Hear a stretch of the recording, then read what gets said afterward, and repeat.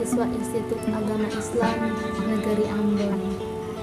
Kami dari Fakultas Ilmu Tarbiyah dan Keguruan, jurusan Pendidikan Agama Islam semester 1 dari kelas C. Di sini kami akan menjelaskan sedikit tentang kebahasaan bahasa Indonesia dengan tema pembinaan bahasa Indonesia di lingkungan perkuliahan. Bismillahirrahmanirrahim. Assalamualaikum warahmatullahi wabarakatuh. Waalaikumsalam warahmatullahi wabarakatuh. Ya baik teman-teman, pertemuan kita pada hari ini materi kita tentang akhlak. Sebelum kita masuk pada materinya, apakah ada teman-teman yang tahu akhlak itu seperti apa? Oke, saya Bismillahirrahmanirrahim. Di sini saya akan menjelaskan menurut saya akhlak itu adalah perbuatan baik atau tingkah laku yang menjelekan pada diri seseorang. Ya baik teman-teman, selain akhlak ada juga ilmu akhlak. Jadi akhlak dan ilmu akhlak itu berbeda. Kalau akhlak yang sudah dijelaskan oleh teman kita, kalau ilmu akhlak adalah ilmu yang mempelajari dan memberi petunjuk bagaimana perbuatan kebaikan. Jadi teman-teman, jika kita ingin mempunyai akhlak yang baik, ketong harus. Jadi teman-teman, dari materi yang dijelaskan oleh pemateri itu terdapat satu kata penggunaan bahasa Indonesia yang salah dan yang benarnya akan dibenarkan oleh. Baik teman-teman, jika kita ingin mempunyai akhlak yang bagus, maka kita harus belajar untuk menghargai dan kita juga harus menghindari yang namanya pergaulan bebas. Nah, teman-teman, jadi di negara Republik Indonesia yang sangat kita cintai ini memiliki beragam bahasa. Nah, kita sebagai pemuda dan pemudi bangsa Indonesia sudah seharusnya untuk menjunjung tinggi bahasa persatuan bahasa Indonesia. Jadi, marilah kita bersama-sama menjunjung tinggi bahasa persatuan bahasa Indonesia.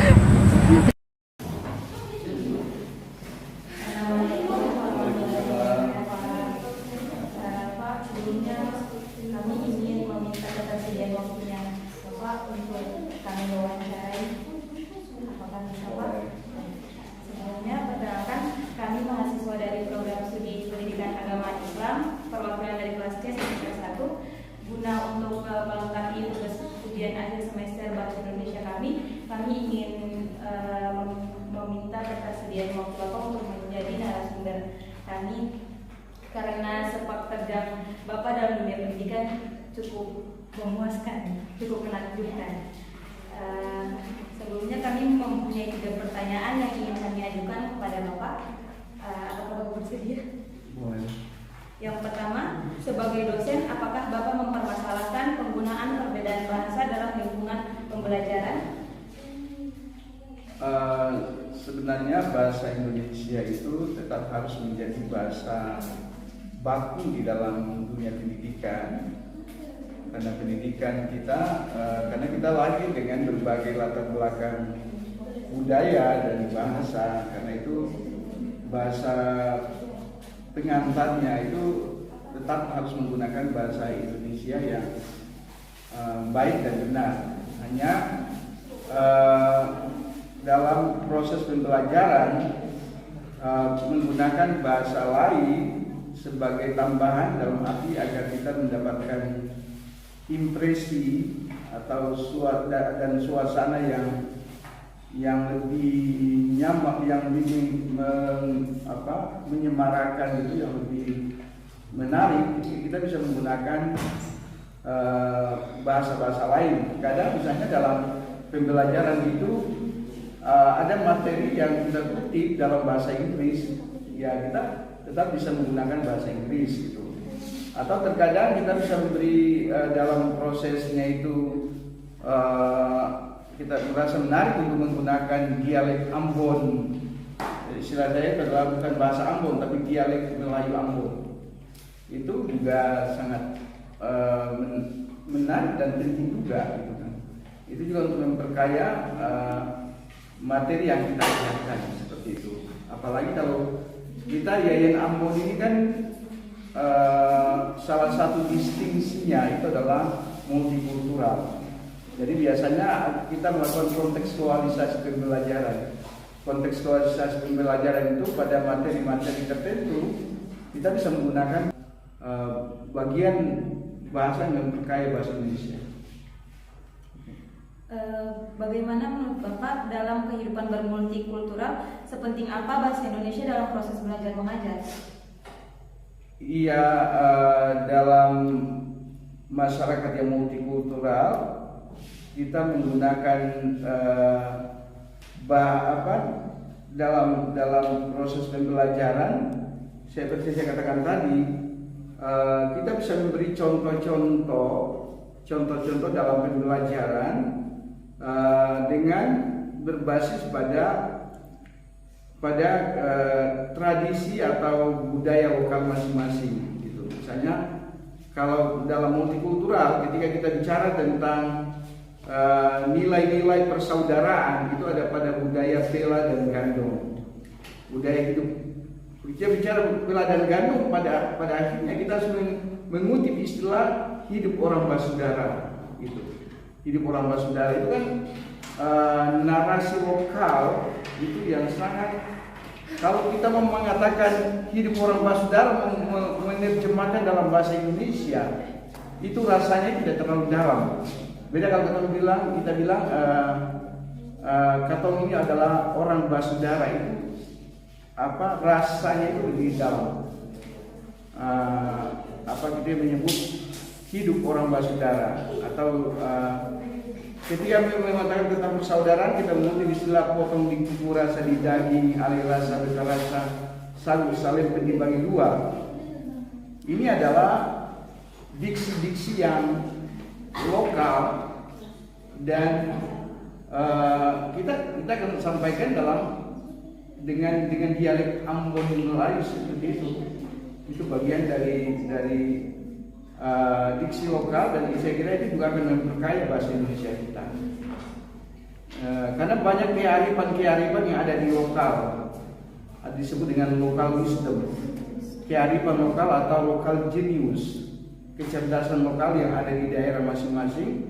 Ketika dalam proses pembelajaran kita bisa menggunakan diksi-diksi lokal yang ada. Misalnya bicara tentang merawat lingkungan hidup, bagian dari multikultural. Orang Maluku punya sistem nilai yang ada dalam budaya Sasi. Kan kita tidak mungkin mengatakan dalam istilah lain, kita mengatakan di Maluku ada budaya Sasi. Budaya Sasi yang menjaga Sasi itu namanya Kewang. Yang baku atau dengan yang baik dan benar, bahasa Indonesia dipengaruhi satu oleh bahasa asing gitu.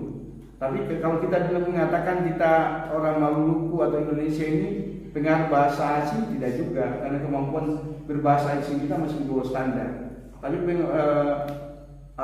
bahasa media, terutama media generasi milenial itu adalah pengaruh bahasa di media sosial, itu sangat merusak bukan bahasa Indonesia saja tapi juga bahasa daerah masing-masing. Kemudian ada saya kira juga perkembangan sosial politik di media juga. Itu terkadang tiba-tiba muncul bahasa-bahasa yang tidak sepantasnya ada dalam pergaulan, dan itu diadopsi ke dalam kehidupan di kampus atau di sekolah.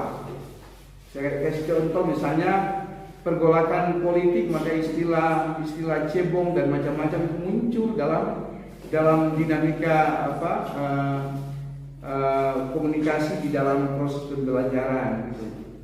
Tiba-tiba dalam komunikasi di sekolah atau kampus tiba-tiba muncul namanya cebong dan kampret gitu kan. Jadi itu biasanya kan dalam komunikasi bahasa dipengaruhi oleh media, kemudian ilmu pengetahuan dan teknologi. Kalau ilmu pengetahuan dan teknologi ini kan positif, itu positif kan. Misalnya ada teknologi yang belum pernah kita ditemukan, maka bisa muncul istilah baru karena kemajuan ilmu pengetahuan dan teknologi. Dan yang berikutnya faktor yang saya bilang tadi, faktor politik. Politik itu sangat mempengaruhi cara komunikasi. terutama yang termasuk kita di dunia pendidikan. Jadi kalau ini pengetahuan teknologi itu memperkaya bahasa kita, bahasa lokal mempengaruhi, tapi tidak terlalu juga merusak. Yang merusak itu bahasa asing dan politik ini yang merusak bahasa Indonesia kita. Gitu. Media serta politik tadi, media dan politik itu yang banyak merusak bahasa Indonesia kita dan bahasa daerah kita. Itu sebagai killer of language, sebagai pembunuh bahasa Indonesia dan bahasa daerah. Itu saja pertanyaan yang ingin kami ajukan. Terima kasih atas ketersediaan waktu Bapak di siang hari ini. Terima kasih. Assalamualaikum warahmatullahi wabarakatuh. Pelajaran tidak terlalu menjadi masalah karena bahasa pengantar kita adalah dialek Melayu Ambon itu. Maksudnya bahasa komunikasi kita sehari-hari adalah dialek Ambon Melayu. Jadi tidak terlalu problem. Yang jadi problem itu adalah orang Maluku ini punya tradisi tukang kewel, tapi tidak punya tradisi menulis yang baik. Jadi ketika menulis itu bahasa Indonesia masih kacau balau. Itu lebih diikuti oleh Melayu Ambon, masih lebih kuat. Dan kalau ketika secara lisan agak lebih baik daripada menulis. Jadi misalnya kalau buat makalah, kalau makalah atau diminta tulis apa adanya gitu, kalau benar-benar tulis kebanyakan lihat pengaruh dialek hari-hari masih lebih kuat daripada penggunaan bahasa Indonesia yang baku. Itu masih perlu kita harus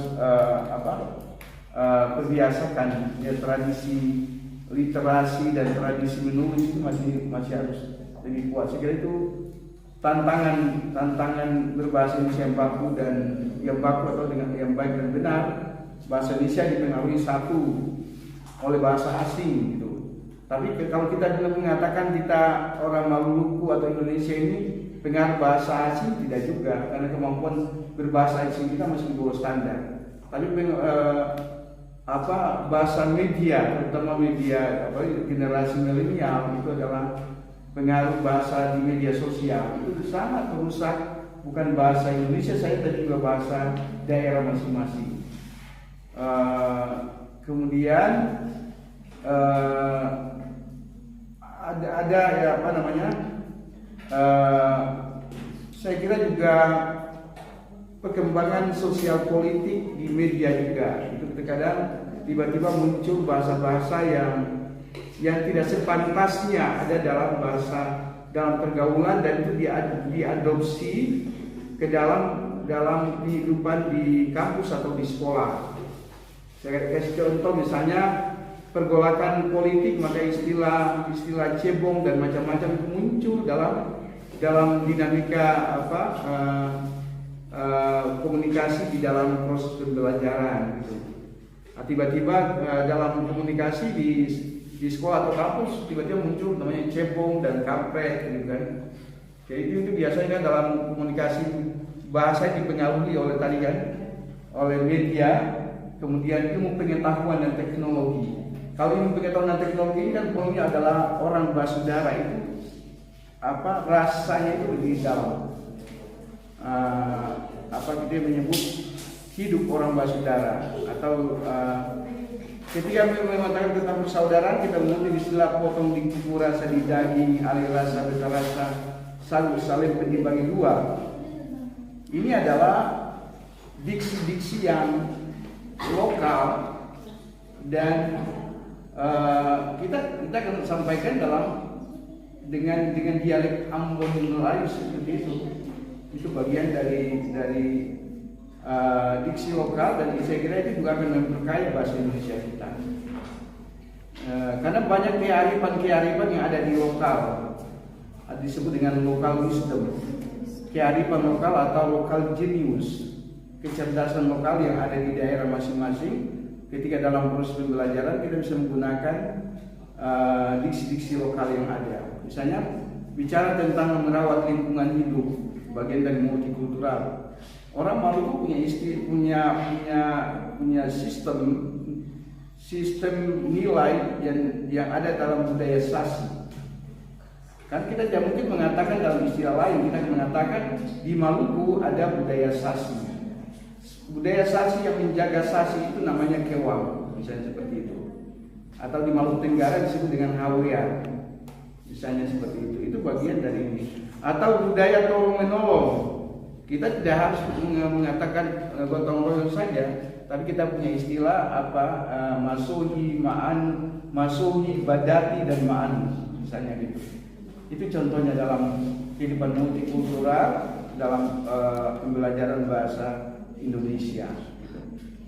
Baik Pak, untuk pertanyaan terakhirnya, sejauh interaksi Bapak dengan orang banyak, apakah ada dengan orang banyak, interaksi Bapak dengan orang banyak, apakah ada kendala yang Bapak alami tentang penggunaan perbedaan bahasa dalam proses belajar mengajar? Ya memang kalau selama ini sih kalau di dalam proses pembelajaran tidak terlalu menjadi masalah karena bahasa pengantar kita adalah dialek Melayu Ambon itu. Maksudnya bahasa komunikasi kita sehari-hari adalah dialek Ambon Melayu. Jadi tidak terlalu problem. Yang jadi problem itu adalah orang Maluku ini punya tradisi tukang kewel, tapi tidak punya tradisi menulis yang baik.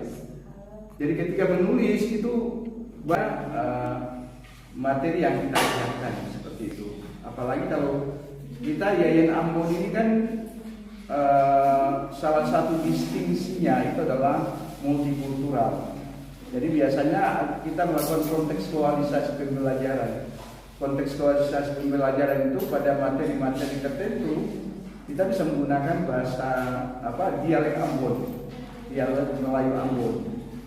Nah, yang salah adalah kenapa begitu? Karena di orang Maluku ini kan bahasa pengantarnya itu adalah Melayu Ambon, atau istilahnya dialek Melayu Ambon itu. Jadi orang Maluku itu ada di mana saja di pesisir pantai, di gunung itu semua tahu bahasa Indonesia karena dia menggunakan Melayu Ambon sebagai alat komunikasi. Jadi kalau kita menggunakan Melayu Ambon itu tidak terlalu menjadi problem.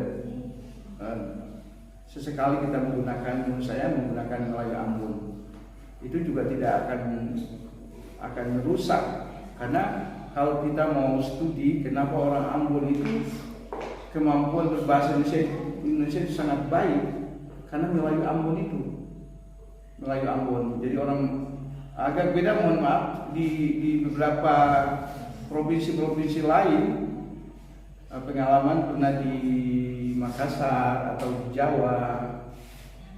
Sekarang ini banyak orang-orang ketika dari kampung itu tidak bisa kita bicara dengan bahasa Indonesia, mereka tidak bisa menjawab, tidak bisa mengerti. Tapi orang Maluku ini ada di mana saja bicara dengan bahasa Indonesia pasti paham. Kenapa? Karena kita itu punya alat pengantar berbahasa itu adalah dialek Melayu Ambon, dan dialek Melayu Ambon itu juga bagian bahasa yang berkaya bahasa Indonesia.